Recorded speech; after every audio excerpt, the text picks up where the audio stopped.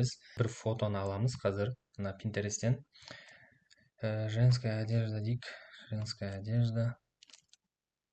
Бір киім аламыз, любой киімді қойық. Мынаны қойық, қазір қыс келе жатыр ғой. Осындай киімдер, заказдар көп түседі. Осыны скачать етейік. Осыны скачать еттік. Енді осыған сумка берейік. Женская сумка міне. Сумка бар. Осыны алайық. Мына сумканы алсақ. Біріншіден сумканы. Көріп алдыңыздар ғой, мына сумка. Одан кейін мына киім. Осыны қазір осы киімді және жаңағы сумканы қазір фото, одан кейін ары қарай видео жасайтын боламыз. Екінші версиясы шыққан, осындай екінші версиясы қазір тексеріп көреміз. Жаңағы фотоларымызды салдық мына жерге, киім мен сумкамызды, енді мына жерге промптымызды саламыз. Бізге 9-16 керек. 9-16-ны таңдап аламыз. Генерация жасаймыз. Қазір көрейік қалай болатын. Nano Banana деген бірінші версиясы кәдімгідей хайп ұстады. Енді екінші версиясы қалай болатын көрейік. Міне шығарды.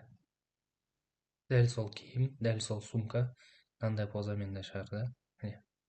Тағы да бір рет басайық. Қазір көрейік. Мынаны қараңыздаршы. Один в один ол киім. Сумкада один в один. Мынау да міне қараңыздаршы. Не деген сұлулық мынау. Қазір мына вариантында көрейік. Мақтаған Nano Banana екінші версиясы мынандай болып кетті, 4 қол шығып кетті. Қазір мынаны көрейік. Так, мына жерде осындай қылып шығарып берді. Киім барлығы 1-1. Полностью ұқсап тұр. Екінші фотоны көрейік. Мына фотода шығыпты. Қарап көрейік. Мына фотоны қараңыздар. Кәдімгідей профессиональный жасалған сияқты. Мына жақты көрейік.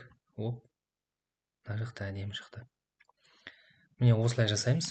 Киім береміз, сумка береміз. Одан кейін модельдің түрін ауыстыруға болады. Енді келесі сабақта көріңіздер. Келесі сабақта осыларды оживлять етіп видео жасайтын боламыз.